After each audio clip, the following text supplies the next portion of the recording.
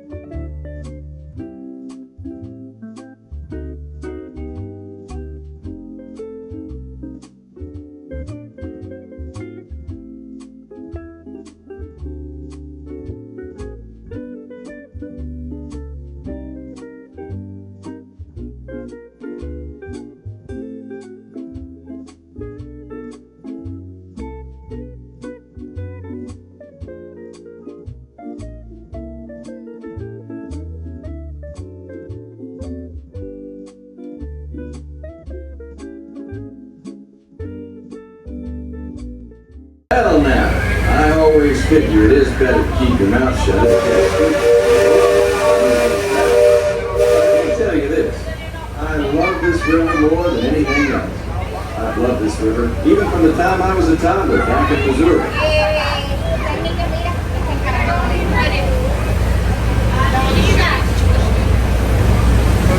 Before we get too much further out of port, I think I should mention that you best not be sitting on those handrails.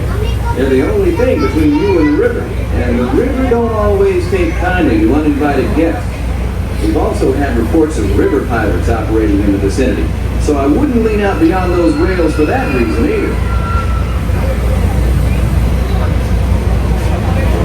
For those of you on the port side, that river town we're passing is frontier land.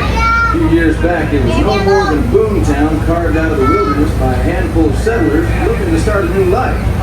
Today, gentility and decorum are running rampant. Oh, it still has its share of footloose trappers, keelboaters, prospectors, and an Indian or two, but mostly it's flush time and well on its way to becoming a fine big city.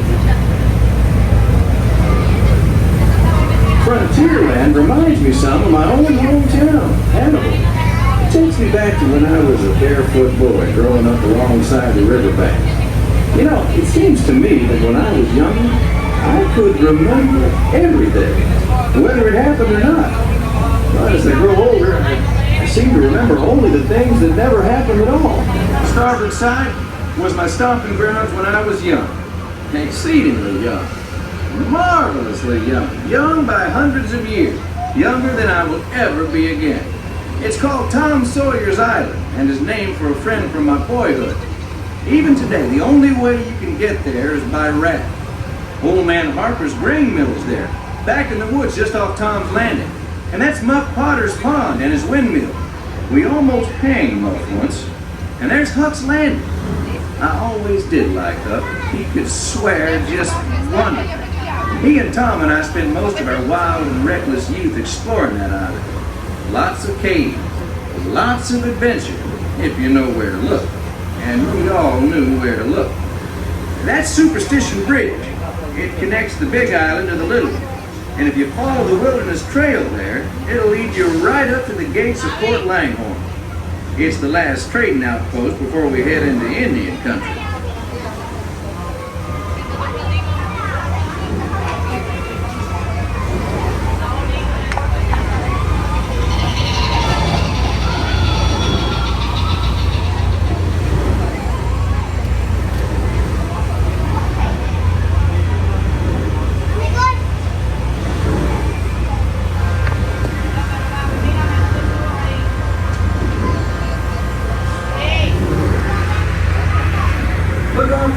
Side there. Every now and then, the water under that crest of rock comes to a natural boil and spurts out all over the place like a tea kettle left on the fire too long.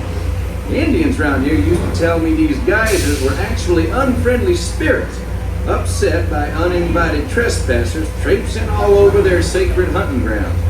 Be that as it may, that's Big Thunder Mountain poking up in the sky over there. The Indians named it that because of the sound the falls used to make when the big rains came. Then the miners and prospectors and get-rich-quick speculators showed up, and the name stuck because of the sound of blasting powder going off every few minutes. There's not so much blasting these days, just ghost stories about a runaway mine train loaded down with simple-hearted, terror-filled folks like you.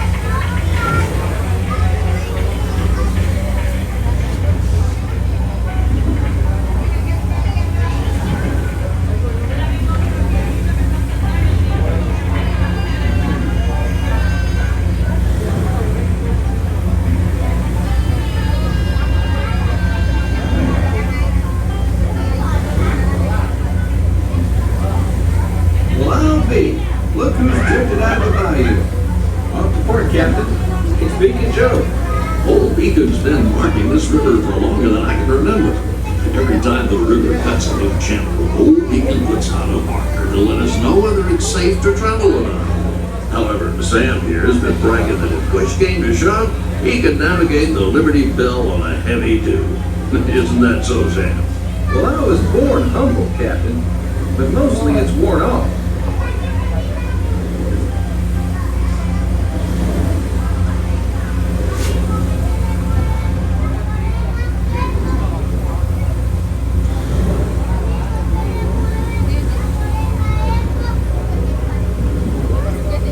Captain, do you need a village support? Now that's something you don't see much out this way. That's an Algonquin Indian village. Looks to be from the Powhatan tribe. Usually they stay further east. I've seen Seminole and Miami this far west. And of course Shoshone, Blackfeet, and Crow, but I've never seen Algonquins out here. Lots of game out this way. I've seen moose and deer and plenty of other critters along the shoreline. That could be why the Powhatans are out this far. Just following the route trail.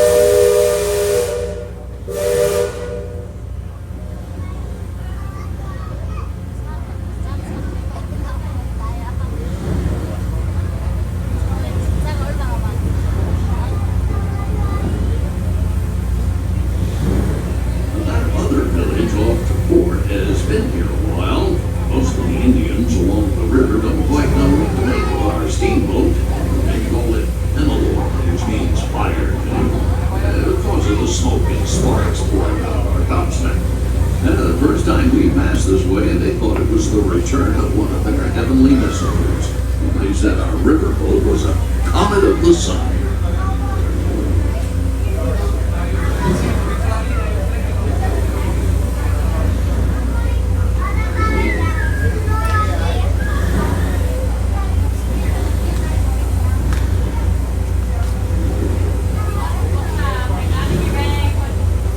Just beyond the village, up that hill, is their sacred burial ground.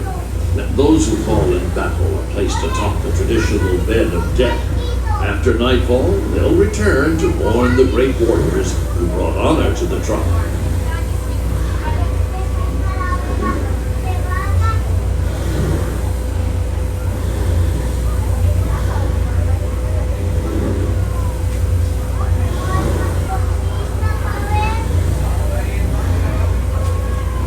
Attention deck watch. Shoals to port and starboard. Engine room, steady on.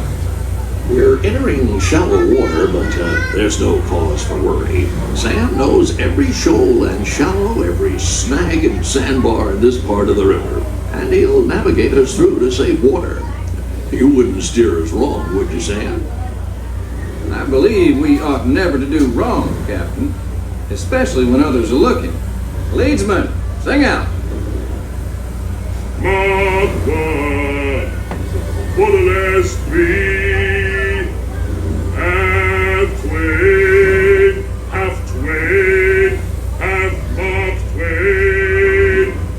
For the last, red flag, touch it. Those of you that have been this way before know that the water can get fairly shallow along this stretch of the river. The leadsmen call out the depth. Each mark is a fathom, or 6 feet. Mark Twain is 2 fathoms, and for us that means safe water.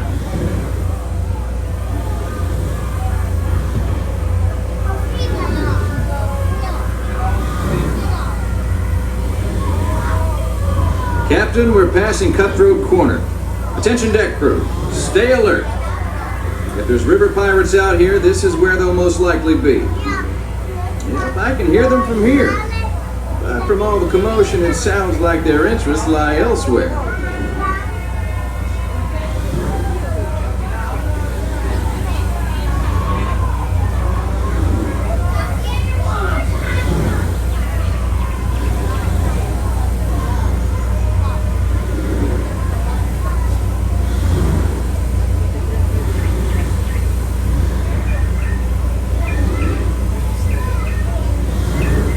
folks on deck look past the trees on the island, that's Fort Langhorn. Most of these old forts started out as trading posts. Then as settlers started heading west, the army came in and took them over. My feeling is, these days, there's a lot less frontier and a lot more civilization than is truly necessary.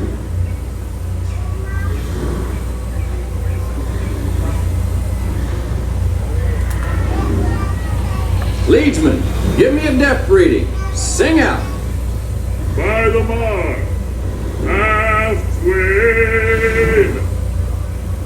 Mark 1. Mark Twain. No bottom, safe water.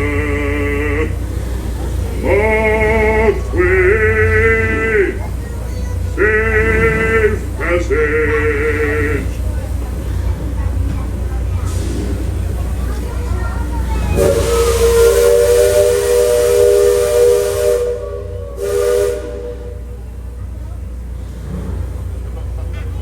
You see that brick mansion back over yonder there in the woods? I've heard folks hereabouts say it's haunted. They say it was built on sacred Indian burial grounds, so now it's filled with spirits. If you ask me, I'd say the ones telling those tales are the ones filled with spirits. If you want proof, just ask them. They got it. About 100 proof, I reckon. And whatever you do, don't strike any matches if they aim to breathe in your direction, or you won't just be seeing ghosts, you'll be joining them.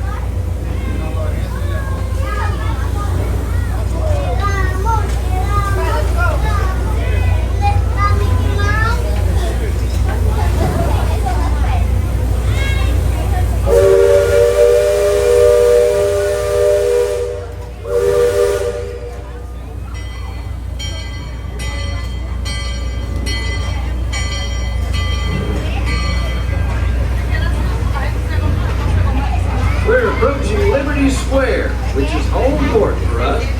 We'll be putting into dock shortly, so those of you on the upper two decks might be of a mind to collect all your parcels and head to the lower deck. If you got young'uns, you'll want to take them in hand before they get out of hand. On behalf of the captain, myself, and the crew, thanks for flying the waterways with us, and I hope I see you next time around the river bend. Thanks, Sam, and thank you, everyone, for traveling the rivers of America with us today. Engine room. Approach levee at 1/4 steam. Man the bow line. Purser, check freight and cargo. All hands prepare to dock. All passengers, stand by and go ashore.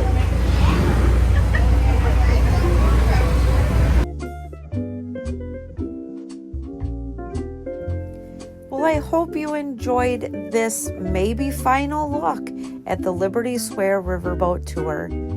It's very nice and calm and relaxing, which I feel like we did need some variety. Not everyone wants to go on rides all the time, so this was a nice alternative. How do you feel about the fact that this ride will be closing down to make way for Cars Land? Like I said, there's no date that's been posted for closing yet, but make sure that you're subscribed because I will let you know all the updates that I hear of when this boat is closing. Thank you so much for watching. I hope you have enjoyed this, and check out my channel for some other videos that you might enjoy.